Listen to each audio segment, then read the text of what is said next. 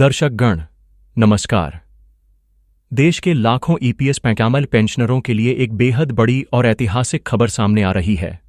उनका वर्षों लंबा संघर्ष अब एक सुखद मोड़ पर पहुंचता दिख रहा है और उनके चेहरों पर एक नई मुस्कान लौट आई है। प्रधानमंत्री नरेंद्र मोदी की सरकार ने ईपीएस माइंडलाइफ पेंशन में बढ़ोतरी को सैद्धांतिक रूप से मंजूरी दे दी है। इस घोषणा के बाद से पेंशनरों के बीच एक नई आशा का संचार हुआ है। यह खबर सोशल मीडिया पर आग की तरह फैल रही है और हर तरफ खुशी का माहौल है। यह सिर्फ एक घोषणा नहीं है, बल्कि यह लाखों वरिष्ठ नागरिकों के जीवन में एक बड़ा बदलाव लाने वाली है। इस महत्वपूर्ण घोषणा के अनुसार अब पेंशन की राशि को बढ़ाकर 7,500 रुपये कर दिया गया है। इसके साथ ही पेंशनरों और उनकी पत्नियों को महंगाई भत्ता यानी डीए और मुफ्त चिकित्सा सुविधा भी प्रदान की जाएगी। यह फैसला उन लाखों लोगों के लिए एक वरदान साबित होगा जो सालों से इस दिन का बेसब्री से इंतजार कर रहे थे। पेंशनरों का लंबा संघर्ष और सरकार पर बढ़ता दबाव, यह फैसला ऐसे समय में आया है जब देश भर के पेंशन भोगी अपनी मांगों को लेकर लगातार आंदोलन कर रहे थे। भारतीय मजदूर संघ और अन्य ट्रेड यूनियनों के बैनर तले ये वरिष्ठ नागरिक लंबे समय से पेंशन में वृद्धि की मांग कर रहे थे। उनका तर्क बिल्कुल जायज था। वर्तमान में मिल रही 1,800 रुपये से भी कम की पेंशन इस बढ़ती महंगाई के दौर में जीवनयापन के लिए बिल्कुल अपर्याप्त थी। यह राशि वर्ष 2014 में तय की गई थी और पिछले 8 सालों से इसमें कोई बदलाव नहीं हुआ था, जिसके कारण पेंशनरों की आर्थिक स्थिति बेहद खराब हो चुकी थी। इस आंदोलन को और भी गति देने के लिए कमांडर अशोक रावत ने एक राष्ट्रव्यापी आंदोलन की घोषणा की थी, जिसे 4 और 5 अगस्त को दिल्ली के जंतर मंतर पर आयोजित किया जाना था। कमांडर रावत ने इस आंदोलन की लिखित सूचना कई उच्चाधिकारियों को भेजी थी, जिनमें सीबीटी के आयुक्त, ईपीएफओ, प्रधानमंत्री, राष्ट्रपति और भारत के मुख्य न्यायाधीश सीजेआई शामिल थे। इस घोषणा ने केंद्र सरकार को हिलाकर रख दिया था। सरकार को यह डर था कि अगर यह आंदोलन हुआ तो देश भर में एक बड़ा राजनीतिक संकट खड़ा हो सकता है, जिसे संभालना बहुत मुश्किल हो जाता। विपक्षी दलों ने भी इस मुद्दे पर सरकार पर दबाव बनाना शुरू कर दिया था। विशेष रूप से टीडीपी के अध्यक्ष चंद्रबाबू नायडू ने प्रधानमंत्री मोदी को पहले ही चेतावनी दी थी। उन्होंने कहा था कि अगर सरकार ने पेंशनरों की मांगों को नहीं माना तो इससे टीडीपी और सरकार के बीच संबंधों में खटास आ सकती है।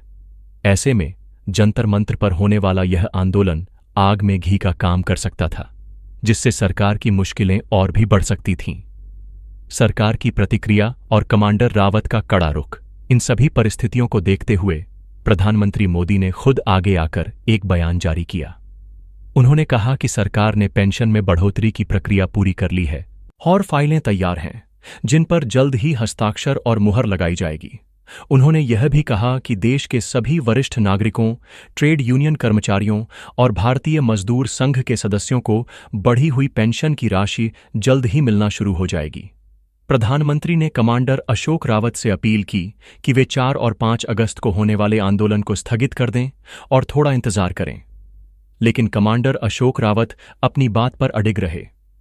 उनका कहना था कि प्रधानमंत्री लगातार झूठे वादे कर रहे हैं और केवल आश्वासन दे रहे हैं।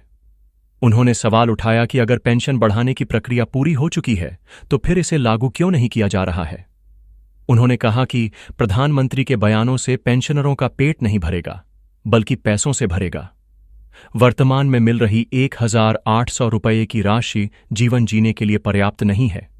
इसलिए जब तक पेंशन की राशि खातों में नहीं आ जाती, तब तक आंदोलन स्थगित नहीं होगा। इस सख्त रुख ने प्रधानमंत्री और पूरी भाजपा में खलबली मचा दी। सरकार ने इस स्थिति को संभालने के लिए श्रम और रोजगार मंत्री मनसुख मांडविया को कमांडर अशोक रावत के पास बातचीत के लिए भेजने का फैसला किया।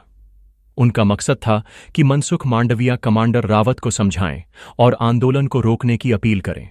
लेकिन कमांडर रावत ने साफ कर दिया कि जब तक पेंशन की राशि खातों में नहीं आ जाती, गजट नोटिफिकेशन जारी नहीं हो जाता और 7,500 रुपये की पेंशन पर मुहर नहीं लग जाती, तब तक आंदोलन नहीं रुकेगा। पेंशनरों की एकता और जीत। कमांडर रावत का कहना था कि प्रधानमंत्री को पहले ही इस बात की जानकारी थी कि पेंशन बढ़ाने की मांग लंबे समय से चल रही है और सरकार ने इस दिशा में काम करने का वादा भी किया था। लेकिन इसके बावजूद पेंशनरों की स्थिति में कोई सुधार नहीं हुआ। उन्होंने कहा कि आंदोलन करना उनकी मजबूरी है, क्योंकि सरकार वादों को पूरा करने में विफल रही है। अगर यह आंदोलन होता तो सरकार की छवि को बहुत नुकसान पहुंचता। मीडिया, सुप्रीम कोर्ट और अन्य कर्मचारी संगठन प्रधानमंत्री से उनके वादों को लेकर सवाल उठाते। वे पूछते कि आपने वरिष्ठ नागरिकों से जो वादा किया था वह पूरा क्यों नहीं हुआ। इससे सरकार की स्थिति और भी खराब हो जाती। इन सभी दबावों के कारण ही प्रधानमंत्री मोदी ने तुरंत पेंशन बढ़ाने का फैसला लिया। इस घोषणा से पेंशनरों को बहुत राहत मिली है। वे अब जल्द ही बढ़ी हुई पेंशन की उम्मीद कर रहे हैं, जो उनकी आर्थिक स्थिति को सुधारने में मदद करेगी। अब सभी की निगाहें इस बात पर हैं कि सरकार कब तक गजट नोटिफिकेशन जारी करती है और पेंशनरों के खातों में बढ़ी हुई राशि कब तक पहुंचती है। यह एक ऐसी ऐतिहासिक जीत है जो लाखों ईपीएस प्याम्बर पेंशनरों के वर्षों के संघर्ष का परिणाम है। इस संघर्ष में कमांडर अशोक रावत और भारतीय मजदूर संघ जैसे संगठनों ने महत्वपूर्ण भूमिका निभाई है। अगले कदम और भविष्य की उम्मीदें, इस पूरे घटनाक्रम से यह स्पष्ट होता है कि एकजुट होकर अपनी मांगों को उठाने से सरकार पर दबाव बनाना संभव है और सही दिशा में किए गए प्रयासों से सफलता जरूर मिलती है। इस बीच पेंशनरों के बीच एक और चर्चा चल रही है कि क्या इस बढ़ी हुई पेंशन के लिए कोई नया फॉर्म भरना पड़ेगा या यह स्वतः ही लागू हो जाएगा। इस संबंध में ईपीएफओ और सरकार की तरफ से जल्द ही एक आधिकारिक सूचना जारी की जाएगी। यह सूचना पेंशनरों को इस प्रक्रिया के बारे में स्पष्ट जानकारी देगी। इसके अलावा कुछ लोगों का यह भी मानना है कि सरकार यह घोषणा केवल आंदोलन को रोकने के लिए कर रही है और इसे लागू करने में अभी भी समय लग सकता है।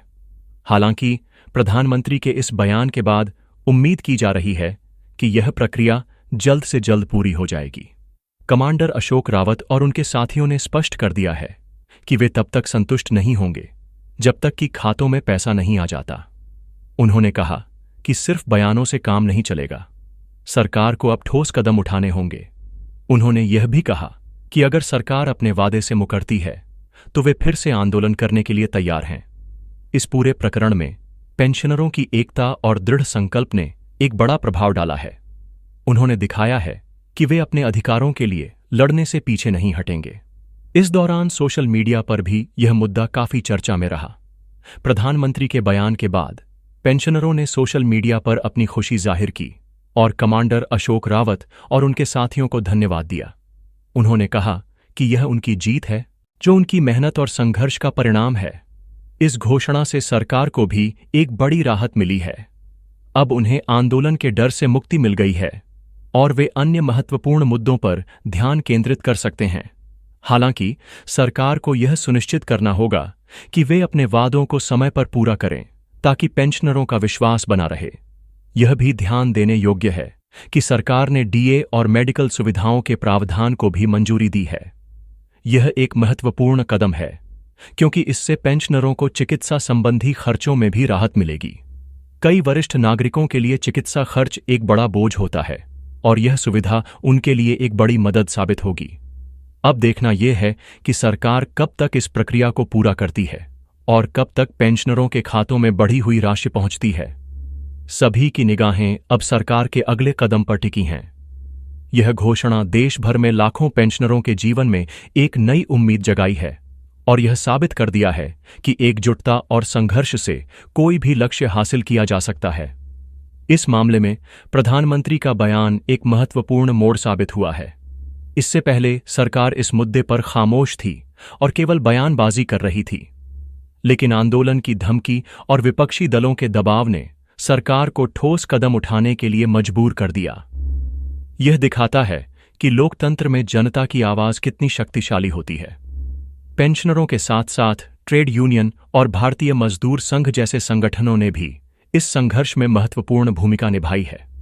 उन्होंने पेंशनरों को एकजुट किया और उन्हें आंदोलन के लिए प्रेरित किया। उनके प्रयासों के बिना यह सफलता संभव नहीं थी। यह भी ध्यान देने योग्य है कि इस मुद्दे पर मीडिया ने भी काफी ध्यान दिया है। मीडिया ने पेंशनरों की मांगों को सरकार तक पहुंचाया और इस मुद्दे को प्रमुखता दी, जिससे सरकार पर और भी दबाव बना।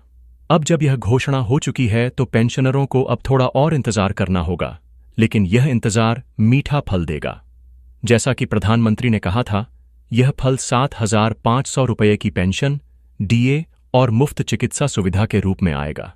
पेंशनरों के लिए यह एक बड़ी जीत है क्योंकि इससे उनकी आर्थिक स्थिति में सुधार होगा और वे सम्मान के साथ अपना जीवन जी सकेंगे। यह घोषणा यह भी साबित करती है कि सरकार वरिष्ठ नागरिकों के कल्याण के प्रति गंभीर है और उनके हितों की रक्षा के लिए प्रतिबद्ध है। इस पूरे घटनाक्रम से यह भी स्पष्ट होता है कि सरकार को जनता की मांगों को गंभीरता से लेना चाहिए और उन्हें समय पर पूरा करना चाहिए। अगर ऐसा नहीं होता है तो जनता को आंदोलन करने के लिए मजबूर होना पड़ता है। यह घोषणा एक नई शुरुआत है और उम्मीद है कि यह पेंशनरों के जीवन में एक सकारात्मक बदलाव लाएगी। अब सभी की निगाहें इस पर हैं कि सरकार कब तक इस वादे को पूरा करती है और कब तक पेंशनरों के खातों में पैसा पहुंचता है। कमांडर अशोक रावत ने भी इस घोषणा का स्वागत किया है, लेकिन उन्होंने स्पष्ट कर दिया है कि वे तब तक सतर्क रहेंगे जब तक कि यह वादा पूरा नहीं हो जाता। उन्होंने कहा कि वे तब तक अपनी नजर बनाए रखेंगे जब तक कि हर पेंशनर के खाते में बढ़ी हुई राशि नहीं आ जाती। यह एक महत्वपूर्ण कदम है जो लाखों पेंशनरों के जीवन में बदलाव लाएगा और उन्हें सम्मान के साथ जीवन जीने का अवसर देगा। यह एक ऐसी जीत है जो वर्षों के संघर्ष का परिणाम है।